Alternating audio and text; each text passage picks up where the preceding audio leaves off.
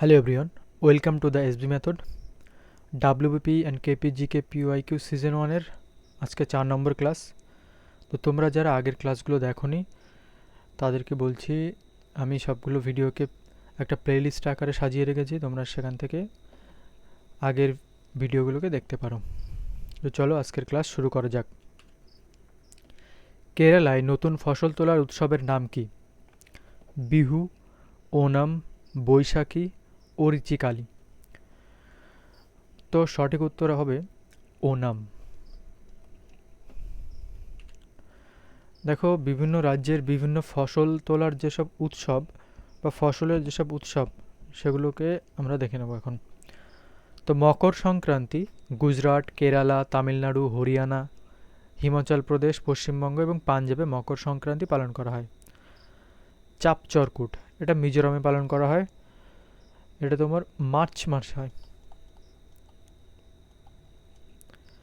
মোপিন অরুণাচল প্রদেশে পালন করা হয়। লোহরি হচ্ছে পাঞ্জাব, বোহাগ বিহু আসামে হয়। ওয়াঙ্গালা ওয়াঙ্গালা হচ্ছে মেঘালয় হয়, এটা গারো উপজাতির লোকেরা পালন করে এই উৎসব, আর একে 100 ড্রামের উৎসবও বলে। 100 ড্রামের উৎসব।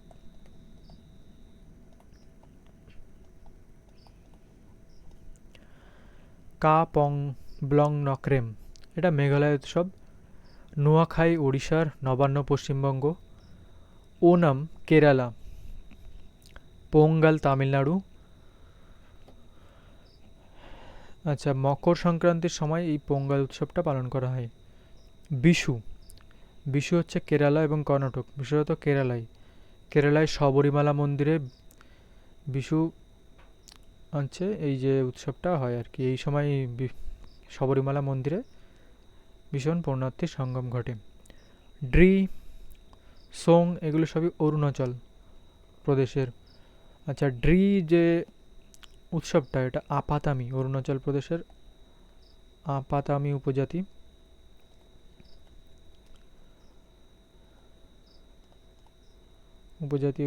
এই উৎসবটা পালন করে। সোং হচ্ছে আধি উপজাতি এই উৎসব পালন করে।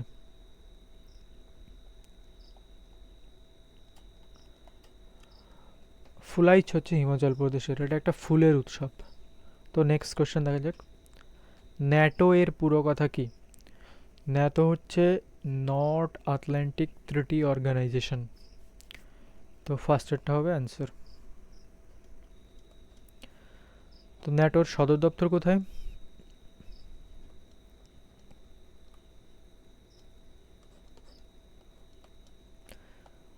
সদর দপ্তর এর সদস্য সংখ্যা কত?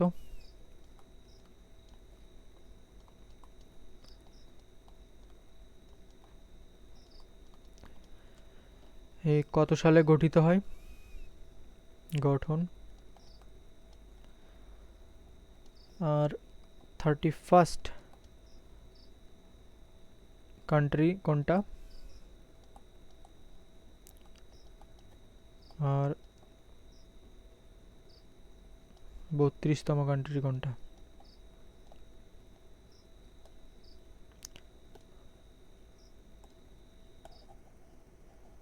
স্পেলিং এর মিস্টেক আছে।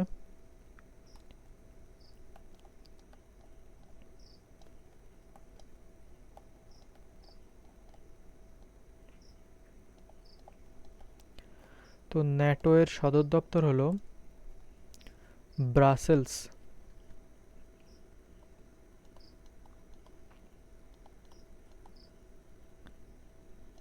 বেলজিয়াম।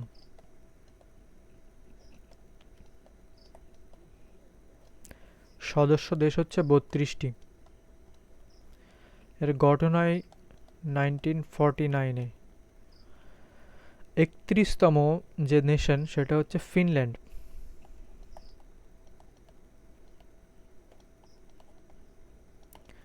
আর নিউয়েস্ট যেটা 32তম সেটা সুইডেন।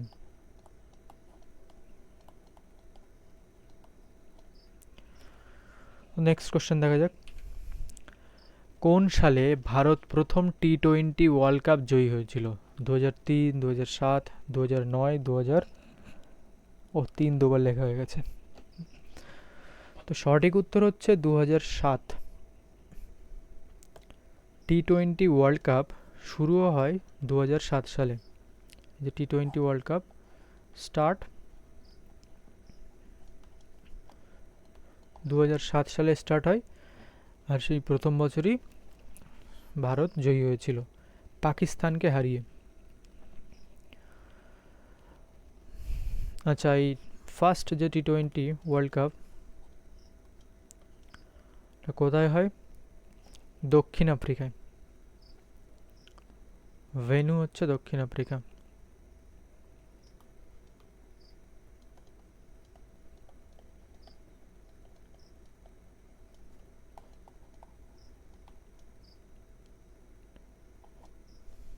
Next question. আন্তর্জাতিক শ্রম সংস্থার সদর দপ্তর কোথায়? তো New York, Washington DC, Geneva আর প্যারিস। তো নিউ ইয়র্কে আছে জাতিসংঘের সুরক্ষা কাউন্সিলের সদর দপ্তর। জাতিসংঘের সুরক্ষা কাউন্সিলের সদর দপ্তর।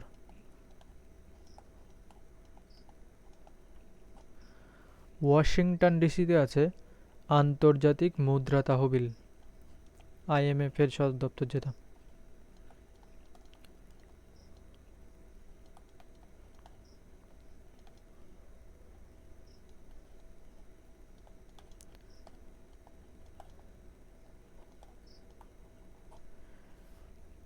জেনেভা হচ্ছে আন্তর্জাতিক শ্রম সংস্থার এই সদর দপ্তর, জেনেভায়। আর প্যারিসে আছে জাতিসংঘের শিক্ষামূলক, বৈজ্ঞানিক ও সাংস্কৃতিক সংস্থা।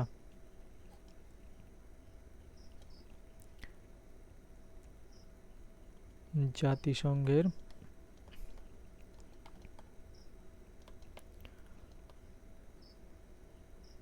শিক্ষামূলক, বৈজ্ঞানিক ও সাংস্কৃতিক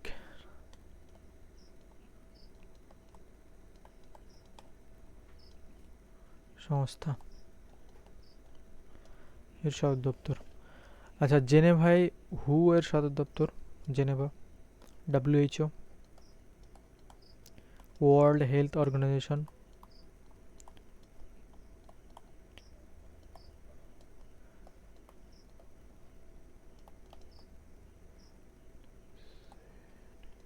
অর্গানাইজেশন। ও, এপাশে জেনেভায় দেখো কোন কোন যে প্রতিষ্ঠানের সদর দপ্তরগুলো আছে সেগুলো লেখা আছে জেনেভায়। তো ওয়ার্ল্ড হেলথ অর্গানাইজেশনের আছে WHO, ইন্টারন্যাশনাল লেবার অর্গানাইজেশনের সদর দপ্তর হচ্ছে Geneva, national committee of red ক্রসের সদর দপ্তর Geneva, world trade organization Geneva, world meteorological organization জেনেভায় সদর দপ্তর, ওয়ার্ল্ড ইন্টেলেকচুয়াল প্রপার্টি অর্গানাইজেশন আর ইন্টারন্যাশনাল অর্গানাইজেশন ফর স্ট্যান্ডার্ডাইজেশন, এটার সদর দপ্তর জেনেভায়। নেক্সট কোশ্চেন দেখো। ভারতের রাষ্ট্রপতি নির্বাচিত হয় রাজ্যসভা, লোকসভা, সংসদের সদস্য, সংসদের সদস্য ও রাজ্য বিধানসভার সদস্যগণ দ্বারা। তো চলো রাষ্ট্রপতি সম্পর্কে যেসব ধারা আছে সেগুলোকে আগে জেনে নিই। 52 নম্বর ধারায় ভারতে একজন রাষ্ট্রপতি থাকবেন বলা হয়েছে। 53 নম্বর ধারায় দেশের প্রশাসনিক ক্ষমতা রাষ্ট্রপতির হাতে ন্যস্ত থাকবে বলা হয়েছে। 54 নম্বর ধারায় বলা হয়েছে যে রাষ্ট্রপতি নির্বাচনের জন্য নির্বাচক মণ্ডলী বা তোমার যেটাকে বলা হয় ইলেকশন অফ প্রেসিডেন্ট। তো এখানটায় ইলেকশন কারা কারা করতে পারবে এই প্রেসিডেন্টের মানে রাষ্ট্রপতি নির্বাচনের জন্য? লোকসভা সদস্য, রাজ্যসভার সদস্য আর রাজ্য বিধানসভার সদস্যগণ। তো এখানে অ্যান্সার হবে সংসদের সদস্য ও রাজ্য বিধানসভার সদস্য। নেক্সট 55 নম্বর ধারায় আছে রাষ্ট্রপতির নির্বাচন পদ্ধতি, ইলেকশন ম্যানার অফ প্রেসিডেন্ট। 56 নম্বর ধারায় আছে রাষ্ট্রপতির কার্যকালের মেয়াদ, মানে রাষ্ট্রপতি কত বছর তার পদে আসীন থাকতে পারেন, হচ্ছে 5 বছর। 57 নম্বর ধারায় একজন ব্যক্তি কতবার রাষ্ট্রপতি হতে পারবেন সেই বিষয়ে বলা হয়েছে, মানে এলিজিবিলিটি ফর রি ইলেকশন, মানে এটা সীমিত নয় আর কি। 58 নম্বর ধারায় বলা আছে রাষ্ট্রপতির যোগ্যতা, ভারতের রাষ্ট্রপতি হতে গেলে তার কি কি যোগ্যতা থাকা দরকার সেটা। তো তাকে অবশ্যই ভারতীয় নাগরিক হতে হবে এবং তার বয়স 35 বছর বয়স হওয়া লাগবে এবং তিনি কোনো সরকারি পদে আসীন হতে পারবেন না। 60 নম্বর ধারায় বলা হয়েছে রাষ্ট্রপতির শপথ, এটা ইম্পর্টেন্ট। 61 নম্বর ধারায় অপসারণ, যেটা প্রসিডিওর অফ ইমপিচমেন্ট, রাষ্ট্রপতিকে ইমপিচমেন্ট পদ্ধতির সাহায্যে অপসারণ করা হয়। 62 নম্বর ধারায় রাষ্ট্রপতির পদ শূন্য হলে 6 মাসের মধ্যে তাকে সেই পদের জন্য নির্বাচন করতে হবে বলা হয়েছে। আচ্ছা 72 নম্বর ধারায় 722 রাষ্ট্রপতির ক্ষমা প্রদর্শন করার ক্ষমতা আছে। রাষ্ট্রপতি ক্ষমা প্রদর্শন করার ক্ষমতা।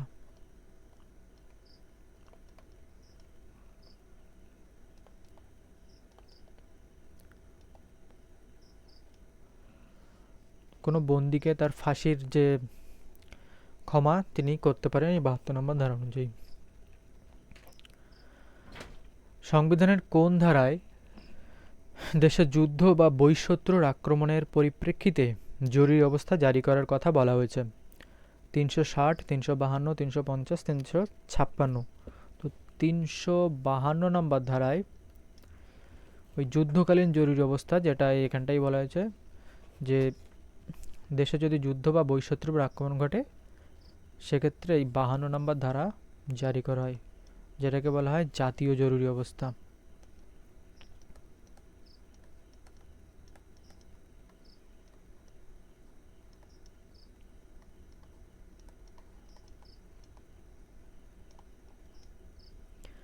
তিনশো 56 নম্বর ধারায় আছে রাষ্ট্রপতির শাসন, বা যেটা রাষ্ট্রপতি শাসন বলা হয়।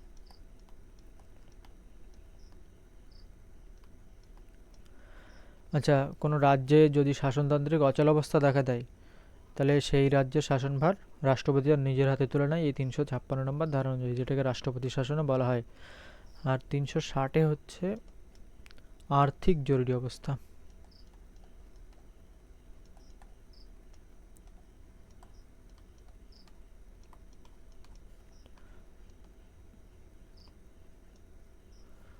নেক্সট কোশ্চেন, জেলার মুখ্য রাজস্ব আদায়কারীকে?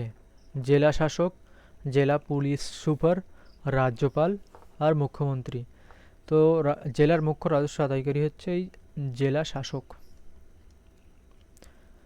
নেক্সট কোশ্চেন, লেবুতে কোন অ্যাসিড থাকে? Tartaric, muriatic, hydrochloric, citric. আচ্ছা দেখো কোন কোন ফল, কয়েকটা ফলের নাম লেখা আছে এবং সেই সব ফলে কোন কোন অ্যাসিড থাকে সেগুলো।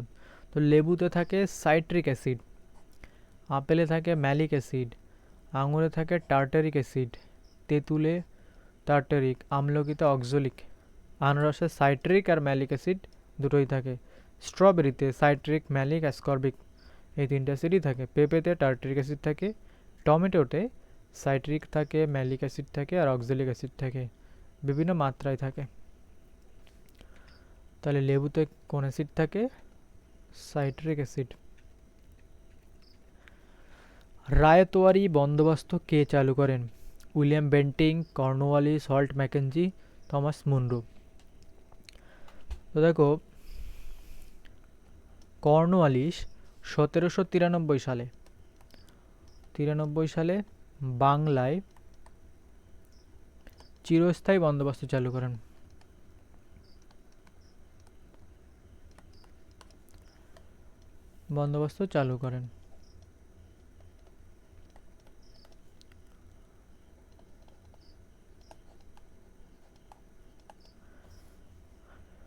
Holt Mackenzie.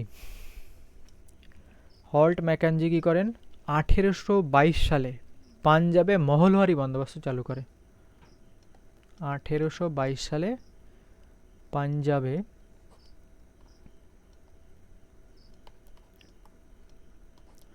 পাঞ্জাবে মহলওয়ারি বন্দোবস্ত চালু করে।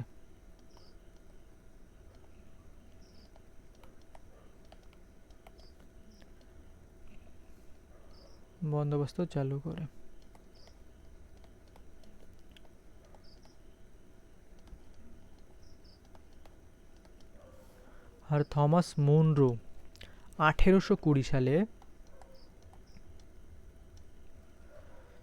মাদ্রাজে অর্থাৎ তামিলনাড়ুতে রায়তওয়ারি বন্দোবস্ত চালু করে।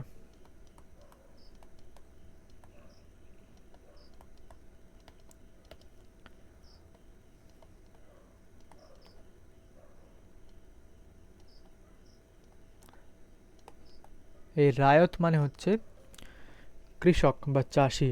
তো রায়ত এই চাষিদের কাছ থেকেই তোমার সরাসরি যে রাজস্ব আদায় করা হতো, তার জন্য এই ব্যবস্থাকে রায়তওয়ারি বন্দোবস্ত বলা হয়। আচ্ছা, এই যে চিরস্থায়ী বন্দোবস্ত, এখানেই ছিল সূর্যাস্ত আইন।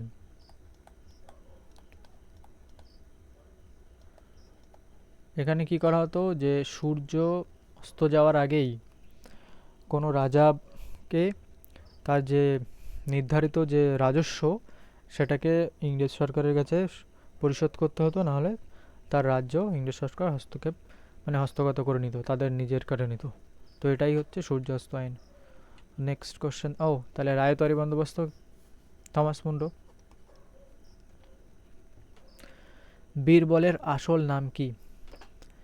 মহেশ দাস, শ্যাম দাস, ভগবান দাস, রামদাস। তো বীরবলের আসল নাম হচ্ছে মহেশ দাস। আচ্ছা, আকবরের সবাই এই নবরত্নের একজন ছিল বীরবল। তো আকবরের নবরত্নগুলো কারা কারা ছিল দেখো। আবুল ফজল, যে আকবরনামা লিখেছে।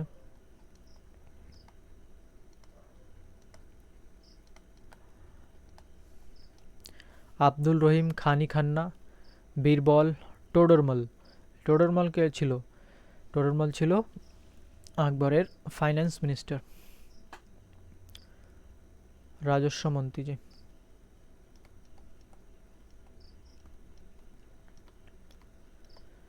ইনি কি করেন?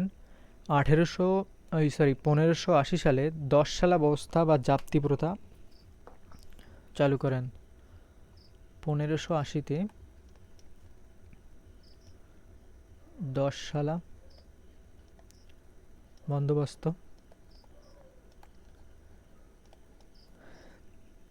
আর হচ্ছে জাপ্তি প্রথা চালু করেন। রাজা মানসিং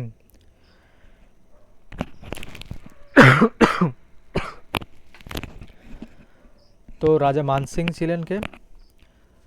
মানসিং হচ্ছে আকবরের সেনাপতি।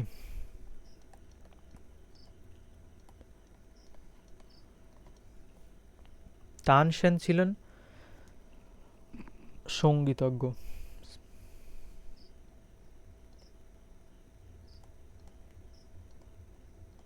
আর কারা ছিল? মোল্লাদা, পিয়াজা, ফাইজি, ফকির, আজিওয়াদিন। তো আকবরের নবরত্ন ছিল এরা। লোয়েস কি দ্বারা গঠিত ভূমিরূপের উদাহরণ? সমুদ্র, বায়ু, নদী আর হিমবাহ। তো লোয়েস হচ্ছে বায়ু দ্বারা গঠিত ভূমিরূপের উদাহরণ। আচ্ছা, বায়ু দ্বারা আর কি কি ভূমিরূপ গঠন হয় বায়ুর ক্ষয়কার্য বা সঞ্চয় কার্যের ফলে?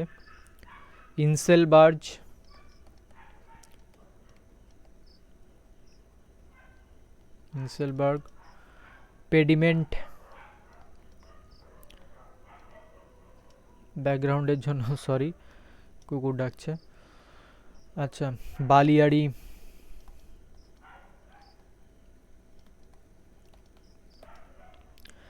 নদীর যে ক্ষয়কার্যের ফলে বা সঞ্চয় কার্যের ফলে কি কি সমরূপ গঠিত হয়?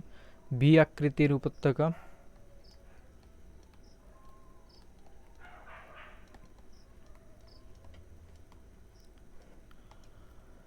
মিয়েন্ডার,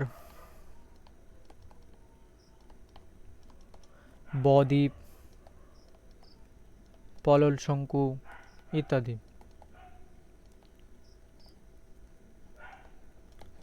আচ্ছা, হিমবাহের ফলে যে ক্ষয়কার্যের ফলে বা কার্যের ফলে কি কি হয়? SAARC,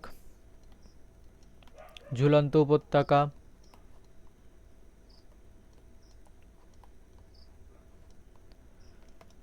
drumlin. এই ঝুলন্ত উপত্যকাটা ইম্পর্টেন্ট বেশি। নেক্সট দেখো, বাতাসের নাইট্রোজেনের পরিমাণ কত?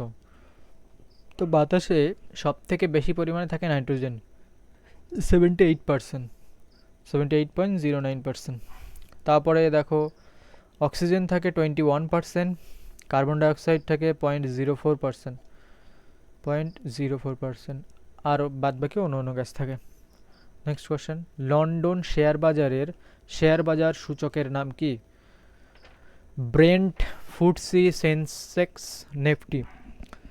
তো লন্ডন শেয়ার বাজার সূচকের নাম হচ্ছে ফুটসি, আর ভারতের শেয়ার এক্সচেঞ্জের নাম হচ্ছে সেন্সেক্স বা নিফটি। এটা হচ্ছে ভারতের।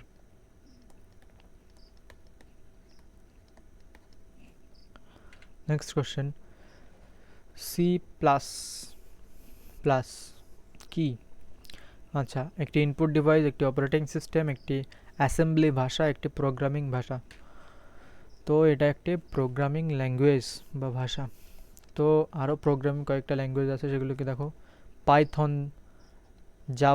Java script, Go, C plus plus, PHP, Ruby আর Rust. Next question, fire ice বলতে কি বোঝায়? আচ্ছা, fire ice propane hydrate, methane hydrate, methylene hydrate, ethane hydrate. তো ফায়ার আইস হচ্ছে একটা জীবাশ্ম জ্বালানি, এর রাসায়নিক নাম হচ্ছে মিথেন হাইড্রেট। তাহলে ফায়ার আইস হচ্ছে কি? Methane hydrate. আচ্ছা, এটা কিভাবে তৈরি হয় এই ফায়ার আইসটা? উচ্চ চাপ আর নিম্ন তাপমাত্রায় মিথেন গ্যাস জলের সংস্পর্শে এলেই এই মিথেন হাইড্রেটটা তৈরি হয়। তাহলে মিথেন গ্যাস থেকেই মিথেন হাইড্রেট তৈরি হয়, যাকে বলা হয় কি? ফায়ার আইস। নেক্সট কোশ্চেন, কোনটি তরল ধাতুর উদাহরণ? অ্যান্সার হচ্ছে পারদ। নেক্সট, পেনিসিলিন কে আবিষ্কার করেন? Penicillin Charles Darwin, Robert Fleming, Ian Fleming, Alexander Fleming. তো পেনিসিলিন আবিষ্কার করেন আলেকজান্ডার ফ্লেমিং। নেক্সট, কোনটিকে মিশ্র গ্রন্থি বলে? যকৃৎ, থাইরয়েড, অগ্নাশয়, পিটুইটারি। তো অগ্নাশয়কে মিশ্র গ্রন্থি বলে। এলপিজি সিলিন্ডারে কোন গ্যাস থাকে? আইসোবিউটেন ও প্রোপেন, বিউটেন ও আইসোবিউটেন, বিউটেন ও প্রোপেন, বিউটেন, প্রোপেন ও আইসোবিউটেন। তো এলপিজি তে প্রোপেন আর এই বিউটেন থাকে এলপিজিতে। নেক্সট কোশ্চেন, সূর্যের শক্তির প্রধান উৎস কি? হাইড্রোজেন, নাইট্রোজেন, হিলিয়াম ও ক্লোরিন, হাইড্রোজেন ও হিলিয়াম, নাইট্রোজেন ও হিলিয়াম। তো সূর্যের শক্তির প্রধান উৎস হচ্ছে হাইড্রোজেন ও হিলিয়াম।